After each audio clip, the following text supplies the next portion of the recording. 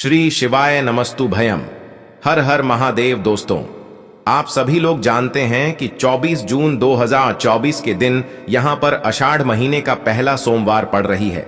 इसीलिए दोस्तों, इस दिन का महत्व बहुत ही ज्यादा बड़ा होता है और इस दिन आप लोगों को 5 कनेर के फूल वाला उपाय जरूर करना चाहिए, जो कि पंडित जी ने अपनी अभी की ही कथा में यहां पर बताया हुआ है। तो दोस्तों, इस उपाय को आपको कैसे करना है, कब करना है, कहां पर करना है और उपाय को करते समय आपको किन किन बातों का ध्यान रखना है, यह सारी जानकारी हम आपको इस वीडियो में देंगे। तो चलिए दोस्तों, उपाय को शुरू करते हैं। देखिए, यह दिन इतना खास होता है, इतना महत्वपूर्ण होता है। देखा गया है कभी कभी बड़े बड़े पूजा पाठ अनुष्ठान से जो मनोकामना पूर्ण नहीं होती है, वह सोमवार के दिन एक छोटे से उपाय करने से ही आपकी मनोकामना पूर्ण हो जाती है। और बहुत सारे लोगों ने इस उपाय को किया भी है और उनको इस उपाय को करने का फल भी जरूर मिला है। अगर आप लोग भी इस उपाय को 24 जून 2024 आषाढ़ महीने का पहला सोमवार के दिन करना चाहते हैं, तो आप इस उपाय को पहले अच्छे से समझ लेना, सुन लेना, उसके बाद करना। आपको इस उपाय का फल जरूर मिलेगा। और इस उपाय को करने से आपके घर में चाहे किसी भी प्रकार की दुख और समस्या क्यों ना चल रही हो, आपको उसका कारण भी नहीं पता है कि भाई यह समस्या किस कारण से चल रही है। उसका कुछ भी कारण हो सकता है, जैसे पितृदोष हो सकता है या किसी भी तरह का मंगल दोष भी हो सकता है, और भी बहुत तरह के दोष होते हैं, कुछ भी हो सकता है। पर आपको इस उपाय को करने के लिए अपने दोष को पता लगाने की भी जरूरत नहीं है। 24 जून 2024 आषाढ़ महीने का पहला सोमवार के दिन इस 5 कनेर के फूल वाला उपाय को आप लोगों को कर लेना है। दोस्तों, अब हम समझते हैं इस वाले उपाय को हमें करना किस समय है। तो सबसे पहली बात दोस्तों, हम समझते हैं कि यह 5 कनेर के फूल वाला उपाय करना किसको है। तो देखिए, यहां पर सीधी सी बात है कि यह 5 कनेर के फूल वाला जो उपाय है, यह किस लिए किया जा रहा है। यह मनोकामना को पूर्ण करने के लिए किया जा रहा है, या आपके जीवन में जो दुख और परेशानियां हैं उनको दूर करने के लिए किया जा रहा है, या आपका कोई बड़ा काम है जो कि नहीं हो पा रहा है, आप उसके लिए इस उपाय को कर सकते हो। तो सीधी सी बात यह है कि आप अपनी किसी भी प्रकार की मनोकामना के लिए इस वाले उपाय को कर सकते हो। तो यह उपाय वह व्यक्ति कर सकता है जिस व्यक्ति को अपनी किसी भी प्रकार की मनोकामना भगवान शिव जी से पूर्ण करवानी हो।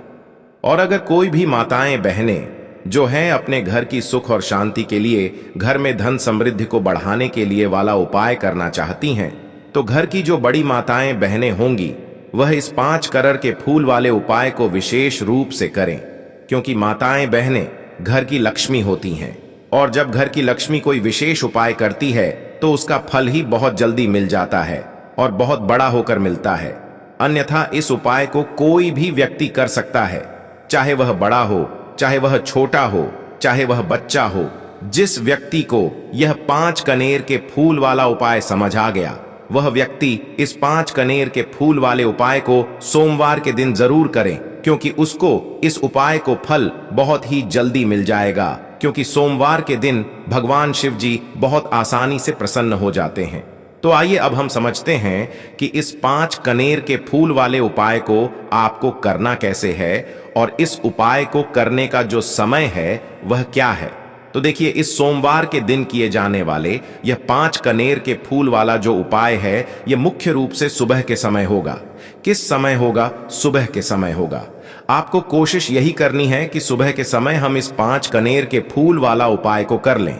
पर किसी कारणवश अगर आप सुबह इस उपाय को ना कर पाओ, आपको कहीं काम से जाना हो या किसी और काम की वजह से आप उपाय को ना कर पाओ, तो आपके पास फिर दूसरा मौका रहेगा, जो कि शाम के समय का रहेगा, प्रदोष काल का रहेगा। अब भाई, प्रदोष काल का समय भी एक बहुत ही लोगों के मन में प्रश्न बन जाता है कि भाई यह समय होता कब है, कितने बजे से लेकर कितने बजे यह समय होता है, ताकि हमें उपाय के लिए जो है करने का समय पता लग जाए तो हम आपको बता दें। प्रदोष काल का जो एक समय होता है, शाम का समय, वो होता है शाम के 6 बजे से लेकर शाम के 7 बजे के बीच का। इस समय के बीच में आप उपाय को करेंगे तो आपको उस उपाय का जरूर फल मिलेगा। तो शाम के 6 बजे से लेकर शाम के 7 बजे के बीच में आप लोग इस 5 कनेर की फूल वाले उपाय को कर सकते हो। तो भैया बहुत सारे लोग यहाँ पर यह प्रश्न भी जरूर करेंगे कि भाई हम तो नौकरी पर जाते हैं, हम अपनी ड्यूटी पर जाते हैं और आने में हमें देर हो जाती है, तो उस जगह पर हमें क्या करना चाहिए। तो देखिए, उन लोगों को भी टेंशन लेने की जरूरत नहीं है। अगर आप लोग इस उपाय को शाम के समय प्रदोष काल में कर रहे हैं और अगर आप आने में देरी भी हो जाती है, आपको आने में 7 बजे तक आप नहीं पहुंच पाते हो, तो भाई आप 7 या रात 8 बजे तक भी अगर उपाय को करोगे तो भी चल जाएगा। और अगर इससे भी थोड़ा देर हो जाती तो भी आप उपाय को कर सकते हो, क्योंकि सोमवार का दिन है। ये दिन बहुत ही कम आता है पूरे साल भर में, इसलिए जब आपको मौका मिल जाए, जब आप इस उपाय को जरूर कर लेना। कोई भी उपाय हो आप कभी भी कर सकते हो सोमवार के दिन, बस कोशिश करना कि समय के थोड़ा अंतर्गत ही कर लो। पर किसी कारणवश अगर ना कर पाओ तो फिर आप थोड़ा देरी से भी कर सकते हो, आपको उपाय का फल जरूर मिलेगा। अगर आपके जीवन में भी किसी भी प्रकार की समस्या चल रही है तो गुरुजी ने कहा कि आपको इस 24 जून 2024 आषाढ़ महीने का पहला सोमवार 5 कनेर के फूल वाला उपाय जरूर करना चाहिए। तो चलिए जानते हैं इस विशेष उपाय के बारे में। लेकिन उससे पहले एक प्रार्थना, अगर आप चैनल पर नए हैं तो कृपया चैनल को सब्सक्राइब अवश्य कर लें। देखिए, आप सभी जानते हैं कि सोमवार जो दिन होता है वह हमारे महादेव और माता पार्वती के मिलन की तिथि होती है। इस दिन जो भी उपाय किए जाए वह हमारे शिव और शक्ति को प्रसन्न करने वाले उपाय होते हैं और हमारी सारी मनोकामनाएं को परिपूर्ण करने वाले उपाय होते हैं। इस वीडियो में भी हम लोग पूज्य गुरुजी द्वारा बताए गए कुछ बहुत ही खास उपायों के बारे में जानेंगे। यह उपाय आपके जीवन में चल रही समस्याओं को तो समाप्त करेंगे ही और साथ ही साथ आपके घर में धंधा की वृद्धि भी करेंगे। तो चलिए जानते हैं पूज्य गुरुजी द्वारा बताए गए सबसे पहले उपाय के बारे में। देखिए, इस उपाय के लिए आपको एक लोटा जल ले लेना है। तांबे के पात्र में आपको अपने किचन से जल ले लेना है और इसी के साथ आपको ले लेना है 5 कनेर के फूल। कनेर के पीले रंग के फूल आपको सामने स्क्रीन पर दिखाए जा रहे हैं। ये ऐसे फूल होते हैं और अगर यह आपके पास नहीं है तो शिवलिंग के ऊपर चढ़े हुए कनेर के फूल को उठाकर जल से शुद्ध करके आप उसका भी इस्तेमाल कर सकते हैं, या फिर किसी भी फूल वाली दुकान से आप इन फूलों को खरीद सकते हैं। देखिए, सिर्फ यह 2 सामग्री लेकर आपको शिवालय पहुंच जाना है। यह बहुत ही विशेष उपाय है। जिन लोगों की कोई विशेष मनोकामना है जो परिपूर्ण अभी तक नहीं हो पा रही है, तो उस मनोकामना को परिपूर्ण करने के लिए इससे अच्छा उपाय सोमवार के दिन के लिए कोई भी नहीं हो सकता है। देखिए, आप शिवालय पहुंचने के बाद सबसे पहले आप दक्षिण दिशा में बैठ जाइएगा और उत्तर दिशा की तरफ अपना फेस कर लीजिएगा। लेकिन अगर शिवालय में भीड़ है तो फिर ऐसी स्थिति में आप किसी भी दिशा में बैठकर शिवलिंग की पूजा प्रार्थना कर सकते हैं। देखिए, पूज्य गुरुजी ने कहा कि इस उपाय को अगर आप शाम को प्रदोष काल के समय में करेंगे तो आपके लिए सबसे उत्तम होगा, क्योंकि प्रदोष काल के समय साक्षात महादेव शिवलिंग में वास करते हैं और आषाढ़ महीने का पहला सोमवार, इसलिए अगर आप प्रदोष काल में करेंगे तो आपको विशेष लाभ मिलेगा, विशेष फल की प्राप्ति होगी।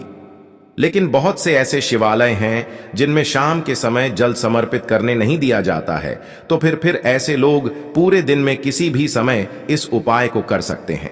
देखिए, अब सबसे पहले आप जो 5 कनेर के फूल लेकर आए हैं, उनमें से पहले कनेर के फूल को आप श्री गणेश जी वाले स्थान में समर्पित कर देंगे और श्री शिवाय नमस्तुभ्यम मंत्र का स्मरण कर लेंगे।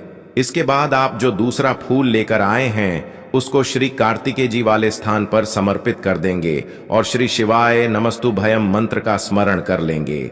इसके बाद आप जो तीसरा कनेर का फूल लेकर आए हैं उसको माता अशोक सुंदरी वाले स्थान में समर्पित कर देंगी और श्री शिवाय नमस्तुभ्यम मंत्र का स्मरण कर लेंगे।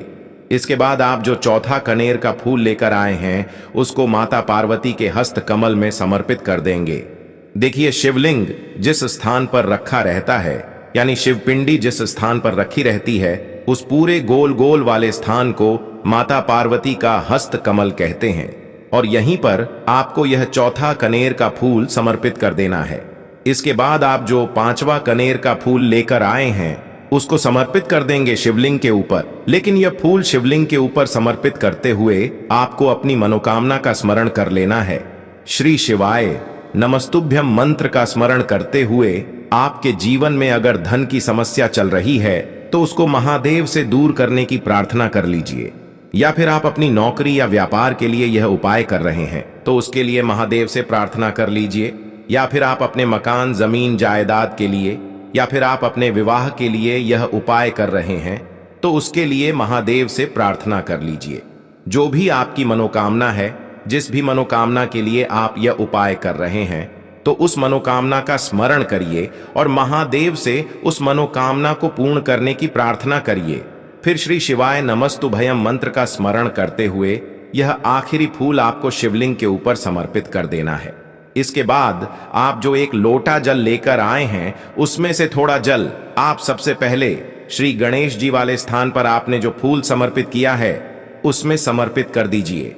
फिर थोड़ा सा जल आप श्री कार्तिकेय जी वाले स्थान पर जो फूल समर्पित किए हैं उसके ऊपर थोड़ा सा समर्पित कर दीजिए। फिर तीसरे नंबर पर आपने जो फूल माता अशोक सुंदरी वाले स्थान पर समर्पित किया है उस पर थोड़ा सा जल समर्पित कर दीजिए। फिर चौथे नंबर पर आपने जो माता पार्वती के हस्त कमल में फूल समर्पित किया है उसके ऊपर थोड़ा सा जल समर्पित कर दीजिए। इसके बाद बचा हुआ पूरा जल आप शिवलिंग के ऊपर धीरे धीरे समर्पित करते जाइए तथा लगातार श्री शिवाय नमस्तुभ्यम मंत्र का स्मरण करते जाइए। अगर आपको शिव परिवार के बारे में पता नहीं है तो सामने आपको एक पिक्चर दिखाई जा रही, सामने आपको एक इमेज लगी दिखाई जा रही है जिसमें आपको पूरा शिव परिवार दिखाया जा रहा है। इसमें श्री गणेश जी का स्थान कहाँ है, श्री कार्तिकेय जी का स्थान कहाँ है, माता अशोक सुंदरी का स्थान कहाँ है, माता पार्वती का स्थान कहाँ है, ये सारे स्थान आपको दिखाए जा रहे हैं और इन्हीं स्थानों पर आपको ये फूल समर्पित करने हैं। पूज्य गुरु जी कहते हैं कि जो भी व्यक्ति आषाढ़ महीने का पहला सोमवार में इन 5 स्थानों पर यानी इस पूरे शिव परिवार के ऊपर ये कनेर के फूल समर्पित करके जल समर्पित कर देता है तो उसके जीवन की कोई भी मनोकामना हो वो महादेव की कृपा से बहुत ही जल्द परिपूर्ण हो जाती है। तो दोस्तों, इस विशेष उपाय को आप जरूर करिएगा। अब जानते हैं गुरु जी द्वारा बताए गए दूसरे खास उपाय के बारे में। यह उपाय भी आपकी मनोकामना को ही परिपूर्ण करने के लिए है। इस उपाय के लिए भी आपको एक लोटा जल ले लेना है और साथ ही साथ एक बेलपत्र ले लेनी है। एक लोटा जल आपको अपने किचन से लेना है और बेलपत्र अगर आपके पास हो तो ले लीजिए और ना हो तो फिर आप शिवलिंग के ऊपर चढ़ी हुई बेलपत्र को उठाकर जल से शुद्ध करके फिर उसका भी इस्तेमाल कर सकते हैं। अगर आप पहला उपाय ना कर सके तो फिर आप इस दूसरे उपाय को कर सकते हैं। दोनों ही उपाय आपके जीवन की मनोकामना को परिपूर्ण करने के लिए है, धन धान्य के भंडार को भरने के लिए है। देखिए, अब सबसे पहले ये दोनों सामग्री लेकर आपको पहुंच जाना है किसी भी बेलपत्र के वृक्ष के नीचे। यह उपाय भी आप सुबह से लेकर शाम तक किसी भी समय कर सकते हैं। बेलपत्र के वृक्ष के नीचे पहुंचकर बेलपत्र की जड़ के आसपास आपको कहीं बैठ जाना है, लेकिन आपको अपना फेस उत्तर दिशा की तरफ करना है, यानी आपका जो चेहरा होगा वह उत्तर दिशा की तरफ होगा। उत्तर दिशा की तरफ आपको अपना मुख रखना है और फिर यह एक बेलपत्र आपको अपनी हथेली में रखना है और आपको अपनी मनोकामना बोल देनी है। जिस भी मनोकामना के लिए आप यह उपाय कर रहे हैं, अपनी मनोकामना का स्मरण कर लीजिए और इस बेलपत्र को आप बेलपत्र के पेड़ की जड़ के पास कहीं पर रख दीजिए और श्री शिवाय नमस्तुभ्यम मंत्र का स्मरण करते हुए 1 या 2 मिनट बाद इस बेलपत्र को वापस उठा लीजिए। बेलपत्र की जड़ के आसपास कहीं पर रखकर फिर इसको 1 या 2 मिनट बाद वापस उठा लीजिए और फिर यह दोनों सामग्री लेकर आप शिवालय आ जाइए। अब शिवालय आने के बाद यह बेलपत्र आपको शिवलिंग के ऊपर समर्पित कर देनी है और फिर से आपको वही मनोकामना बोल देनी है जो आपने बेलपत्र के वृक्ष के नीचे बोली थी। दोनों जगह आपको एक ही मनोकामना बोलनी है। इस बात का आप स्मरण रखिएगा। फिर इसके बाद आप जो एक लोटा जल लेकर आए हैं इसको धीरे धीरे इसी बेलपत्र के ऊपर समर्पित करते जाइए तथा लगातार श्री शिवाय नमस्तुभ्यम मंत्र का स्मरण करते जाइए। पूज्य गुरु जी ने कहा कि जो भी व्यक्ति इस विशेष उपाय को सोमवार करता है तो उसकी बड़ी से बड़ी मनोकामना शिव और शक्ति की कृपा से बहुत ही जल्द परिपूर्ण हो जाती है। अब जानते हैं गुरु जी द्वारा बताए गए तीसरे और सबसे आखिरी उपाय के बारे में। यह उपाय आपके जीवन की सारी तकलीफों को समाप्त करके धन धान्य के भंडार को भरने के लिए इस उपाय के लिए आपको 31 चावल के दाने ले लेने हैं। 31 चावल के दाने कहीं से भी टूटे हुए नहीं होने चाहिए, खंडित नहीं होने चाहिए। फिर इसी के साथ आपको 41 हरे मूंग के दाने ले लेने हैं, यानी हरे साबुत मूंग के दाने ले लेने हैं, जिसे कहीं कहीं पर हरे खड़े मूंग के दाने कहते हैं। फिर इसके बाद सबसे आखिर में आपको 31 बेलपत्र ले लेनी है। बेलपत्र भी कहीं से कटी फटी नहीं होनी चाहिए। देखिए, आषाढ़ महीने का पहला सोमवार के दिन आपको यह तीनों सामग्री कहीं ना कहीं से एकत्र जरूर कर लेनी है। अब यह सारी सामग्री लेकर आपको शिवालय पहुंच जाना है। इस उपाय को आप शाम को प्रदोष काल के समय में ही करेंगे। देखिए, शिवालय पहुंचने के बाद सबसे पहले शिवालय की जो चौखट होती है, वहां पर आपको ये 31 चावल के दाने समर्पित कर देने हैं और श्री शिवाय नमस्तुभ्यम मंत्र का स्मरण कर लेना है। शिवालय की जो चौखट होती है, जहां से आप अंदर प्रवेश करते हैं, उसके दाहिने साइड या बाएं साइड या कहीं पर भी चौखट के ऊपर कहीं पर भी आप ये 31 चावल के दाने समर्पित कर दीजिए। इसके बाद आप अंदर जाइए और शिवलिंग के सामने जो नंदी महाराज होते हैं, यानी जो नंदीश्वर भगवान होते हैं, उनका जो पैर उठा हुआ रहता है, उसके बगल में आपको 31 हरे मूंग के दाने समर्पित कर देने हैं। जो पैर उठा हुआ रहता है, उसके बगल में 31 हरे मूंग के दाने समर्पित कर दीजिए और श्री शिवा नमस्तुभयम मंत्र का स्मरण कर लीजिए। इसके बाद आप जो 31 बेलपत्र लेकर आए हैं, उनको जो शिवलिंग में माता अशोक सुंदरी वाला स्थान होता है, वहां पर समर्पित कर देना है। माता अशोक सुंदरी वाले स्थान पर 31 बेलपत्र समर्पित कर देना है। बेलपत्र की डंडी बाहर की तरफ रहेगी और बेलपत्र की चिकनी साइड वाला हिस्सा नीचे की तरफ रहेगा। इसके बाद फिर से आपको श्री शिवाय नमस्तुभ्यम मंत्र का स्मरण करते हुए अपनी मनोकामना का स्मरण कर लेना है। पूज्य गुरुजी ने कहा कि आषाढ़ महीने का पहला सोमवार के दिन में जो भी व्यक्ति यह 3 या 131 वाला उपाय कर लेता है, तो उसके जीवन के सारे संकट समाप्त हो जाते हैं और उसको भी धन धान्य की प्राप्ति होती है। तो दोस्तों, यह थे पूज्य गुरुजी द्वारा बताए गए कुछ बहुत ही खास उपाय। अगर आपको जानकारी अच्छी लगी हो तो वीडियो लाइक करिएगा। मिलते हैं फिर एक नए वीडियो के साथ। श्री शिवाय नमस्तुभयम।